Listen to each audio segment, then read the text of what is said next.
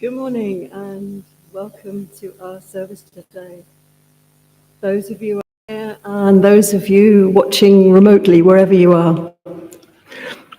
It's great to be back. It's really lovely to be back with you again. It feels like an eternity. My name is Susie and this is the second Sunday in Advent. So I'd like to hold the quality of peace together today as we gather in fellowship. It's such an important quality. And I'd like to ask Fanny to light the chalice candle of peace, and I will light our chalice candle, so our Advent candle of peace. Oh, will you do that? I'm getting confused.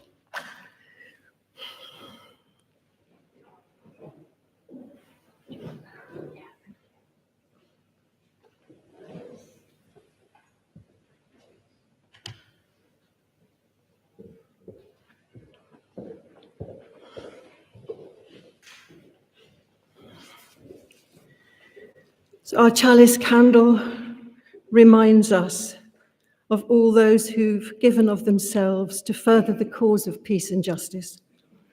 And let us begin our time together with a cry for peace. This was written in 2014 by Rabbi Sarah of Brighton and Hove Progressive Synagogue, and it remains as valid today as when she first wrote it. God, full of compassion, who heals the brokenhearted and binds up their wounds, we ask you to show all your children the way of love and compassion so that hatred ceases to scar their lives. Source of life, we call upon you to send your abundant blessings into every home, Israeli and Palestinian, so that new hope may overcome old fears. Righteous One who exhorts us to pursue justice, we fervently pray that a spirit of righteousness may prevail so that peoples find the courage to reach a just settlement of their differences. Maker of peace, who teaches us to be seekers of peace, we entreat you now to spread your tabernacle of shalom salam over all the inhabitants of your land and to support the peacemakers among both peoples in their efforts to walk the path of reconciliation so that a just peace may be supreme at last. Amen.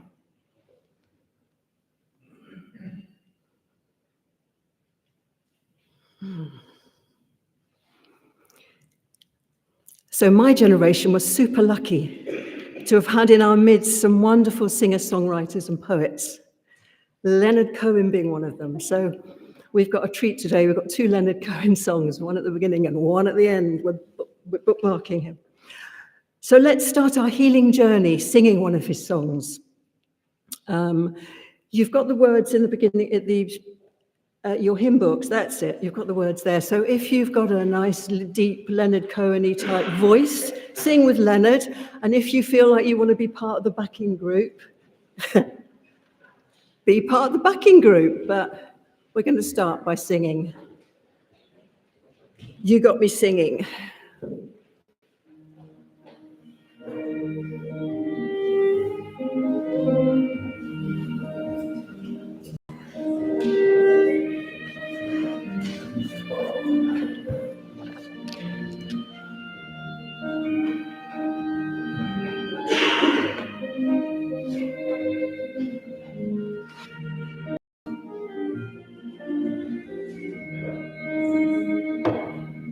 You got me singing,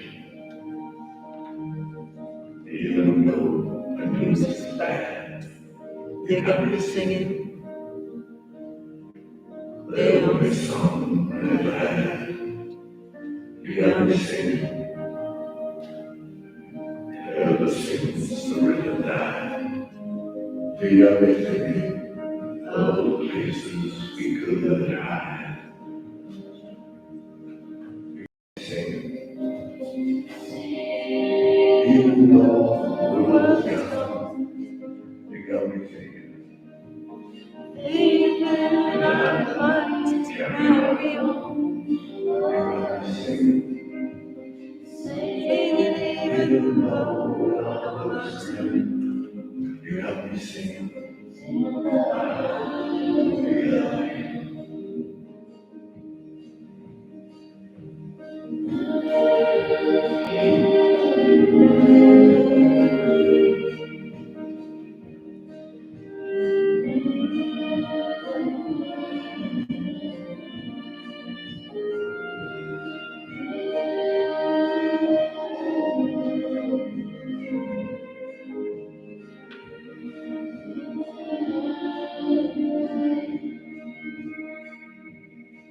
You got me singing. Like a prisoner in jail. You got me singing. But my heart is in me. You got me wishing. How the love would last. You got me thinking like the people of the past. You got me singing. Even though the world is gone, you got me thinking. Carry on. You got me singing. Even though all went wrong, you got me singing. Wow, a beautiful song.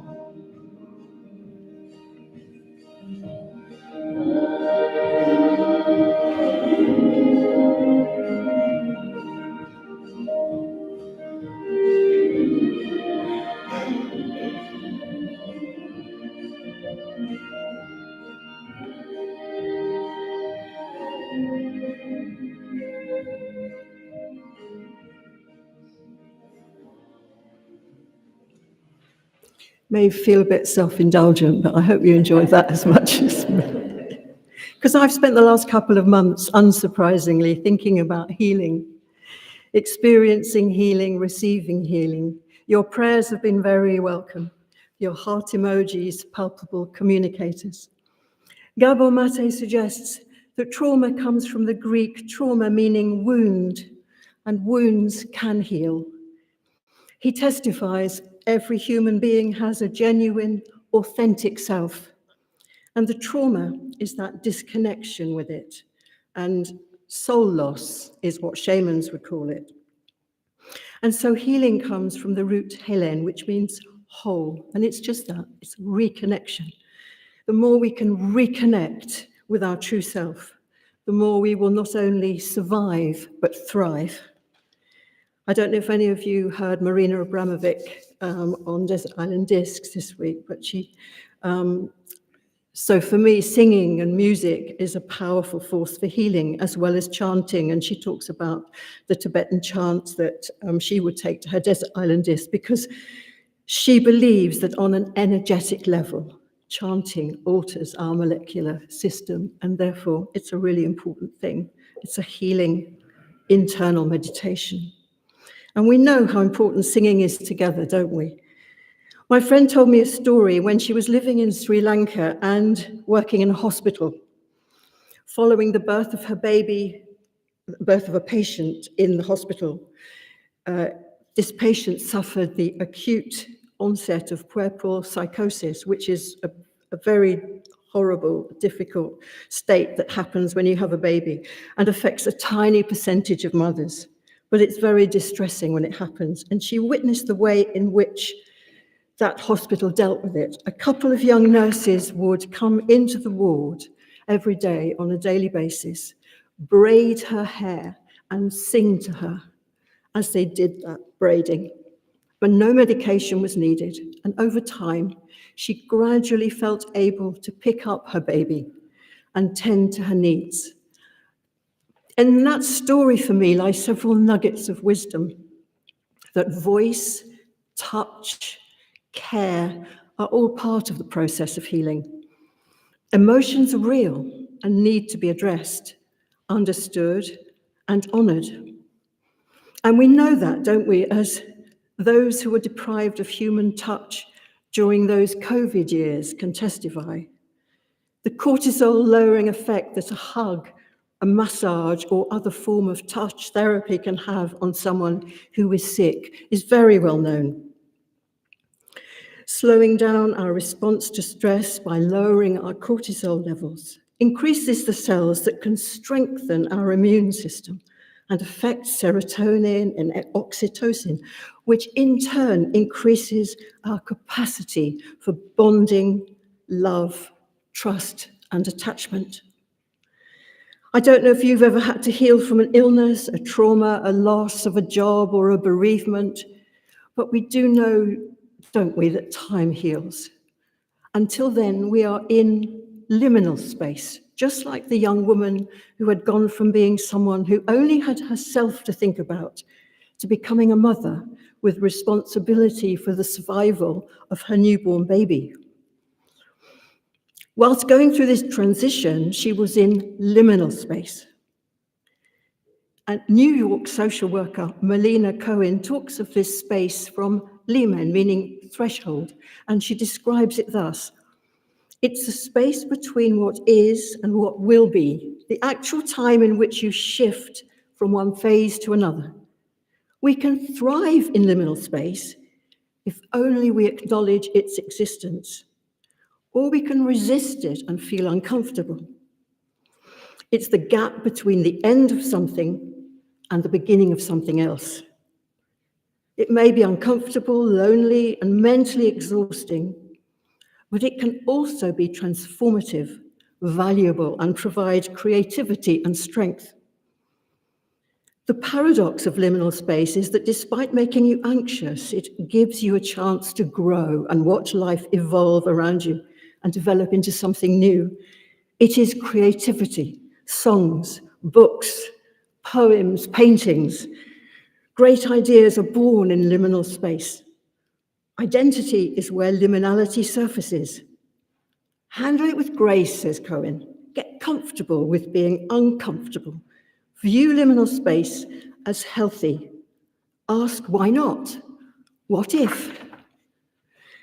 So I love this poem by Lou Beckerman. Some of us came to a wonderful event here, and I bought her a poetry book, and Joe's going to read this lovely poem, because I think for me it sums up what Melina Cohen is talking about.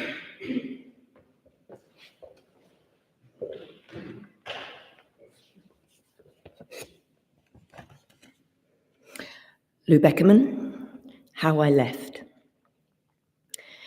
It was on foot, by degrees, easing my way step by step, aware of the altered soil under my soles and shifting sands between my toes. Seasons slowed as warmth swelled and fell to frost.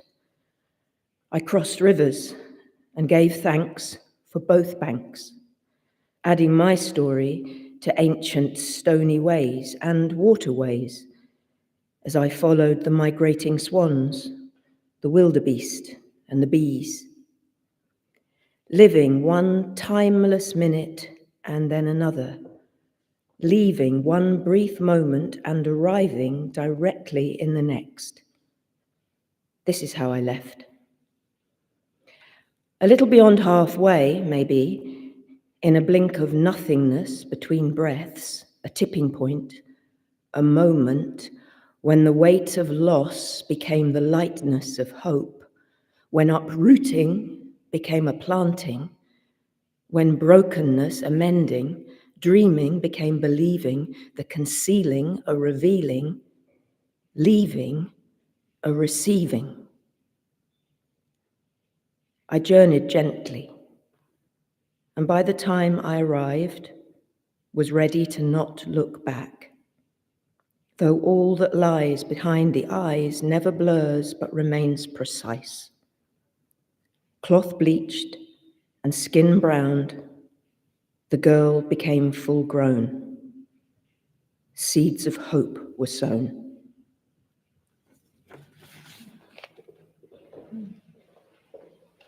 Thank you, Joe. So as a nod to Christmas, we've got Carol, Christmas Carol, number 82 in the Green Book, People Look East.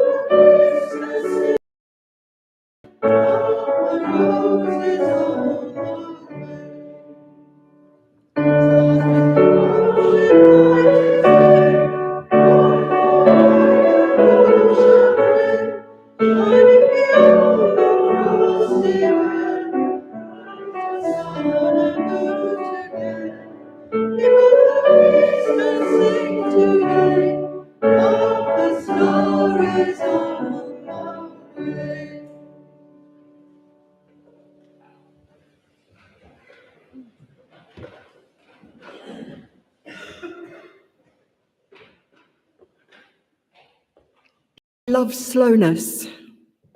Thresholds were sacred for Celtic monks. They would encourage each other to pause on the threshold and stop before doing the next thing. They would breathe and welcome the breath as an ancient soul friend, helping them return again and again to their bodies. Breath is the gateway to our bodies. Our senses are the way we experience the world around us. Our feelings are the language of the body's experience. Our emotions are our energy in motion. If these remain blocked, they remain trapped in our bodies and result in illness. Thomas Keating, in his book Care of the Soul, suggests there are many reasons we become ill. Sometimes we run ourselves ragged and we just need to stop. The symptom is an invitation to listen deeply and confront our own patterns of violence to ourselves. Sometimes illness is caused by the wounds of our ancestors that we carry forward. Illness can be a soulful journey that brings great wisdom to our lives, as it offers an intimate connection to our vulnerability and mortality. And pain and disease strip away all that is not important in our lives. I read a really interesting book called Dying to Be Me by Anita Moorjani. I don't know if anyone has read that. It's a fascinating account of her near-death experience. It's really interesting. And as she was in the hospital on the operating table and losing her life, she looked down at herself on the operating table and had a mystical experience which shed light on her illness, which she thought to herself or realized was provoked by living life in fear. That's how she explained it herself when she came round. And she became aware, she says, out of the many messages I brought back from my experience, one of the most important message was that we are all one. We are all love at our core. And she says, I went from an outside-in view of reality to an inside-out view. That is, I used to think that the external world was real and that I had to work within its confines. I gave my power to the world, and external events controlled me, my behavior, and my moods. I was a victim of circumstance rather than a creator of my life. Even illness was an external event that just happened to me randomly. After my near-death experience, I began to see myself as a divine and integral part of the greater whole. I learned going forward that staying centered is experiencing being at the center of my cosmic web, being aware of my position. So she says, when I feel stressed, I go inward, and I tend to that first. I sit with myself, or I walk in nature, or I listen to music, until I get to a centered place where I feel calm. So rather than pretending we are not experiencing what we're experiencing, poet Rainer Maria Rilke adds to this in his Letters to a Young Poet, and he says, so don't be frightened, dear friend, if a sadness confronts you larger than any you have ever known, casting its shadow over all you do. You must think that something is happening within you, and remember that life has not forgotten you. It holds you in its hand and will not let you fall. Why would you want to exclude from your life any uneasiness, any pain, any depression, since you don't know what work they are accomplishing?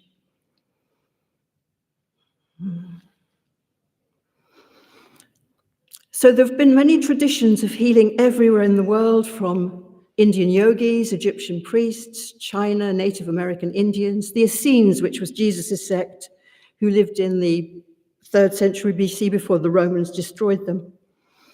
And the early church welcomed spiritual ideas of healing until they didn't, of course. And natural healers were persecuted. We know that story. And yet we've kind of come full circle, with many doctors now returning to the notion that our health and well-being are not merely of the body, but mind and spirit too. And my doctor, in fact, wonderful doctor in Brighton and Health Wellbeing Centre, teaches something called heart math, which is about meditation and breathing through the heart. And so I'd like to invite Diana now. I've kind of introduced the whole concept of meditation and the importance of it. Diana's going to lead us in a guided meditation as we cultivate our ability to be in the present. And then we're going to have a ritual of lighting candles for our own healing and for someone else's healing. So you can think later in the second part of the process. And we've got some sacred oils again. So if you were hesitant at having using the sacred oils last time, please feel free to step forward and use them. So use the concept of touch, the senses, your senses. Either anoint yourself, bless yourself, or choose someone else to give a blessing to. So we're going to spend a bit of time around this. Diana, thank you. So researchers from the Heart Math Institute have identified the physiological state, which is called heart coherence. Can you hear? Can you go further? Can you hear me now? Yeah. Okay, I've never spoken in a microphone. Okay, so researchers from the Heart Math Institute have identified the physiological state called heart coherence. It's a type of coherence that happens when our body system, our breathing patterns, our heart rhythms, brain, mental, spiritual, emotional balance are all in sync with each other, bringing the body and mind into alignment.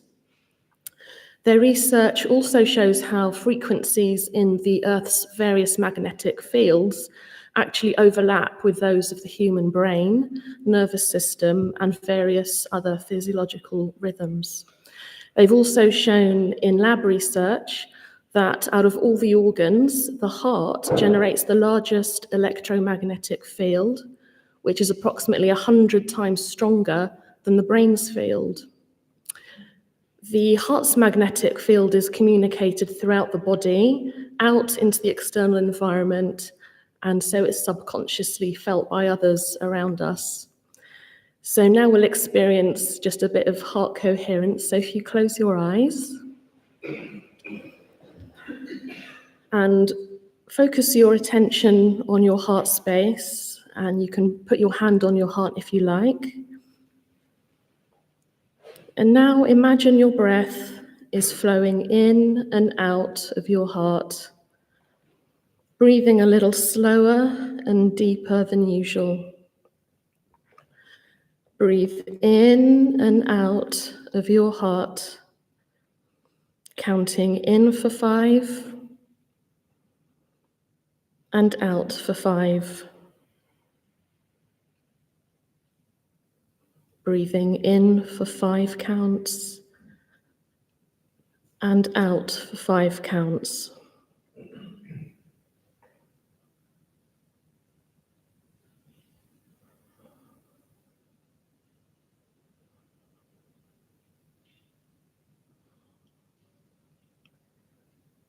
Now think of something or someone that makes you happy or grateful, or someone that you love, and invoke a sincere feeling of love and gratitude. Breathing into your heart for 5 and out for 5.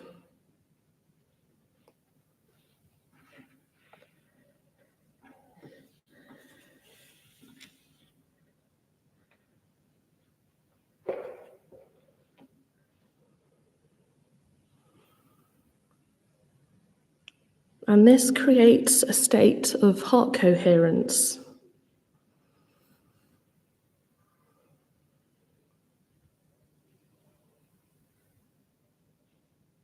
And now moving on to a little meditation, I invite you to look inside of your body. Do you see colours, or do you see some darkness? We all have darkness inside, and it's important to acknowledge it and explore it. But today we're going to be focusing more on the light. So imagine from the top of your head, your crown opening up to allow divine, golden, white light coming down from God, Source, the universe, Great Spirit. Visualizing this pure love, healing light, coming down your body, down and into your heart.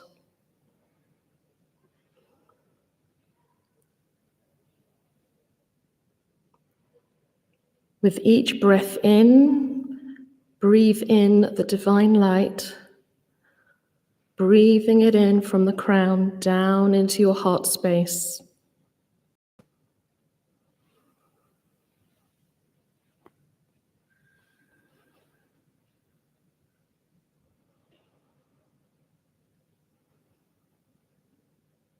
With each breath out, exhale that light to spread from your heart throughout the rest of your body.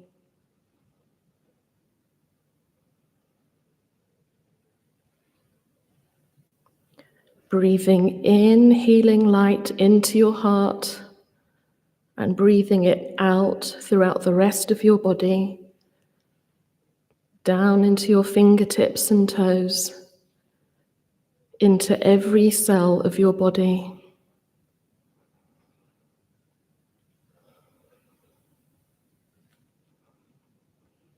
Imagine that you're charging yourself full of divine healing light with each breath you take, like a solar power battery.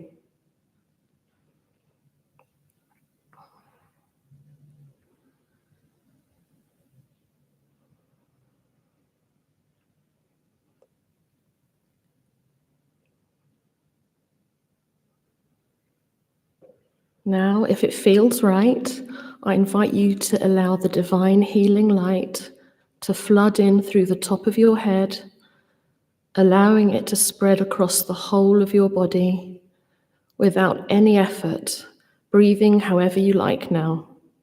Just allowing the loving light to enter and fill your entire being.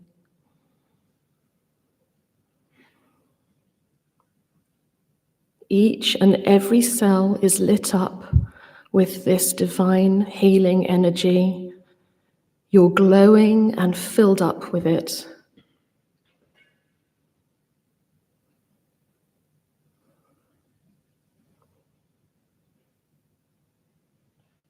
The arms are considered to be an extension of the heart. If you'd like, you can move your flood-lit arms slightly out in front of you or down by your side, radiating and beaming your light out into the world.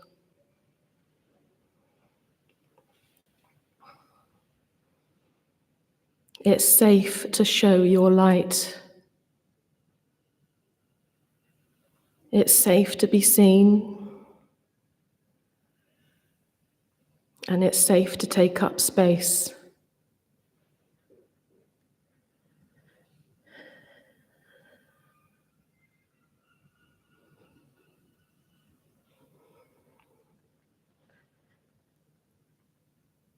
Remember, you can access this divine healing light whenever you want.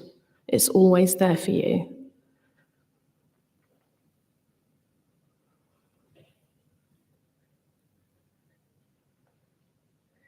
And now returning to your heart space and relaxing into it, feeling that healing glow and radiance throughout your entire being, beaming out across the world. Remembering who you truly are, a perfect child of the divine, whole and complete, just as you are.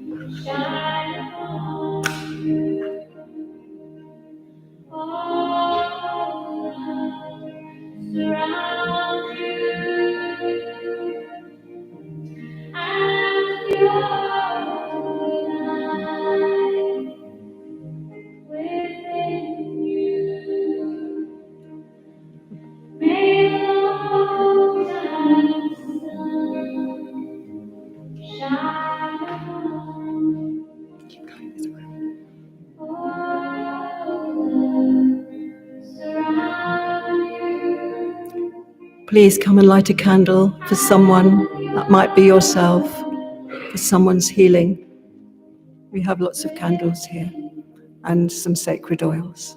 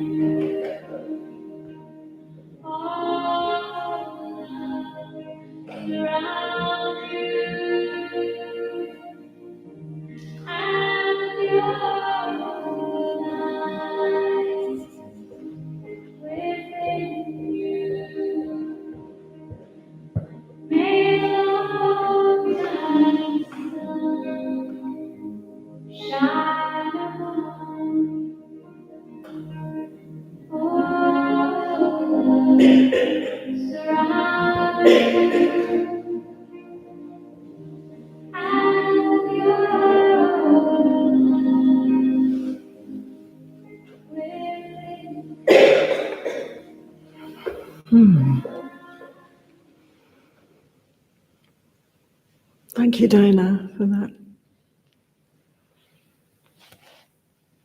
We're going to sing again. I forgot to mention when I was talking about singing and music that Michael Mosley, have some of you listened to his one thing at a time? Well, he says that listening to your favorite music for just 10 to 15 minutes a day opens up your blood vessels and produces endorphins, reducing your pain. Music can change your brain activity according to neuroscientists. Who would have thought that? I think that's lovely. So, hymn number 267 in the Green Book, We Sing the Roses Waiting.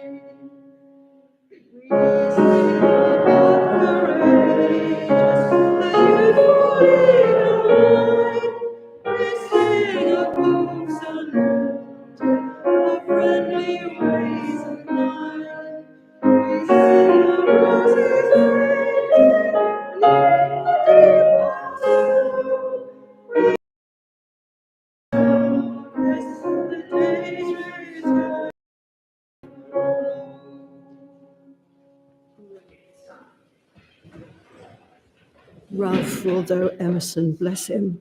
We love Waldo Emerson. If we can be mindful, thoughtful, and soulful, what would it mean to be bodyful? Bodyfulness is at its heart. Contemplative practice, descending into the wilderness of my body to stay, listen, and explore the delight and dream in that dark space of unknowing where things don't move in straight lines. It also awakens us to our connection with other bodies through empathy, attunement, and bonding.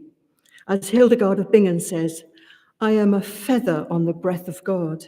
And she suggests we deeply listen and see if we might discover new places for insight and wisdom to come forth from tissue, tendons, muscles, and bones. And John O'Donoghue, who we love as well, has this lovely blessing for the senses. May your body be blessed.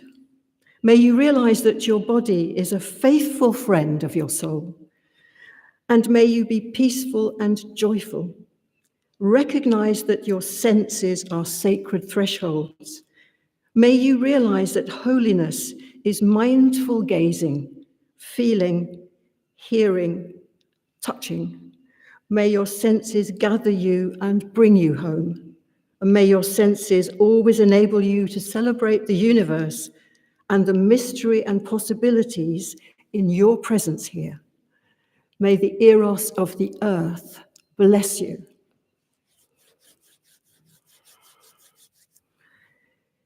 So, as we end our time together, I would like to honor our poets and musicians and writers and all those who connect with us to make us whole and to make us creative. Writing is a joyful way of healing. I would recommend it. I keep banging on about my morning pages. When I broke my wrist, I did my morning pages. Well, I can tell you, after this episode, my morning pages. And so this service has come from my morning pages. It's a wonderful way to heal, to write it out. Whatever happens, just express yourself with a piece of paper. So, as I honour the poets and the writers and the creatives amongst us, I'd just like to end with one person who you may or may not know, but one I recommend to you, as someone called Etty Hillsum. Does anyone know Etty Hillsum? No.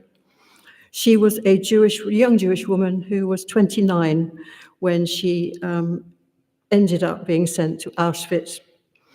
In her seminal book, An Interrupted Life, Etty describes her spiritual journey towards her own healing from being a person confused and heavy with pain through her own self-discovery in therapy to someone who recognized the intrinsic goodness of the world and could feel it and experience it despite the darkness surrounding her at that time. And I think it's quite apposite for us to end our service today as we think about the awfulness around us and the darkness around us, that we have models, role models who can say there is goodness, it is there, there is beauty.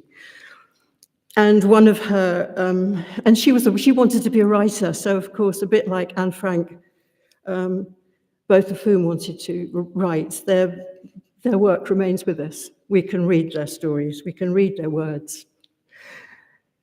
And she said in her book, "Why is there a war? Because I and my neighbor and everyone else do not have enough love. Yet we could fight war and all its miseries by releasing each day the love that is shackled inside us and giving it to live." And she reflects on Matthew chapter 6, verse 34, and continues, "We have to fight them daily, those many small worries about the morrow done. And for the rest, we must not allow ourselves to become infested with thousands of petty fears and worries, so many emotions of no confidence in God. Ultimately, we have just one moral duty: to reclaim large areas of peace in ourselves, more and more peace, and to reflect it towards others. And the more peace there will also be in our troubled world."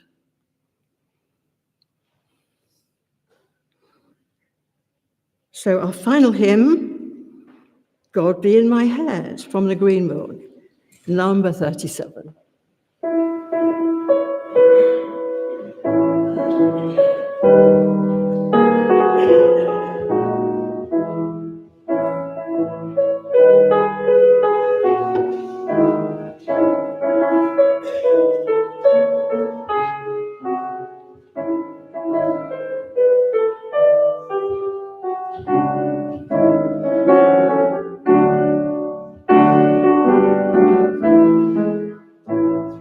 Sorry, 307.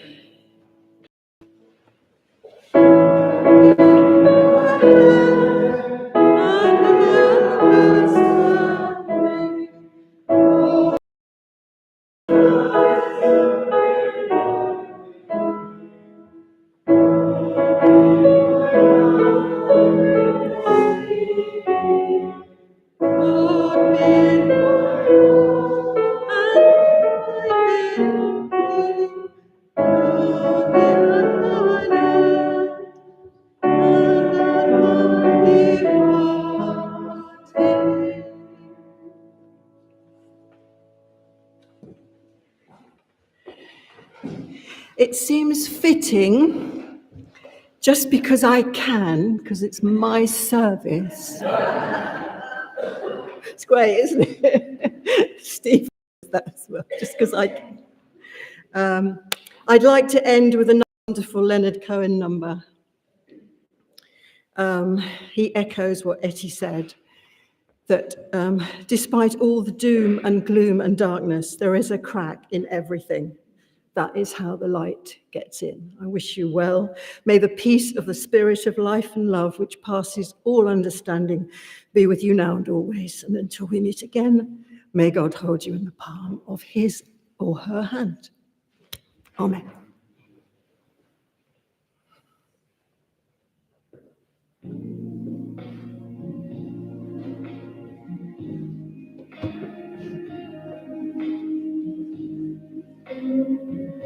The birds they sing, the big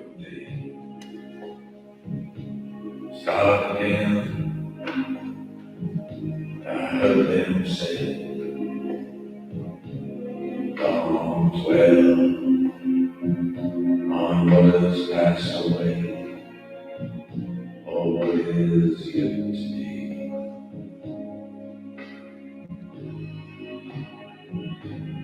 At a war, there will be fun again. The holy tongue, she will be cut again. Body, soul, and body again.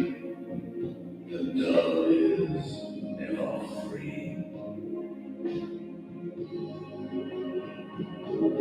Ring the bell, the still ring.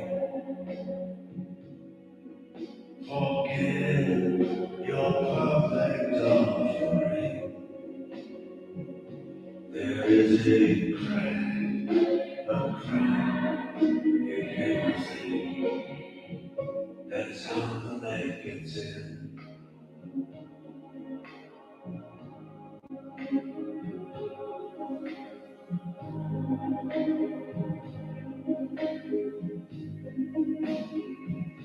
We ask for sand, the sand for sand. The birth betrayed, the marriage stand. And we told of every yellow man, signs from the sea.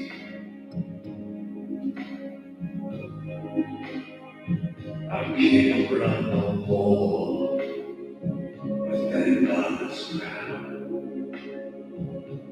While the killers in high places say their prayers out loud.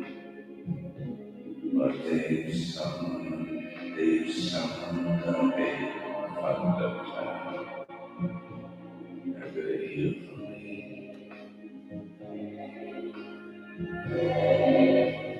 Ring the bell, let's ring. Forget your perfect covering. There is a crack in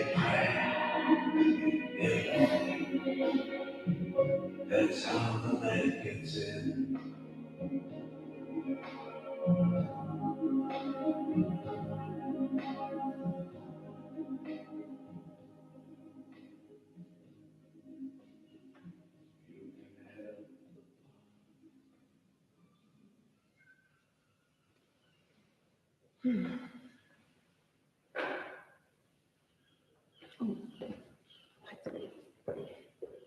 Send the light out.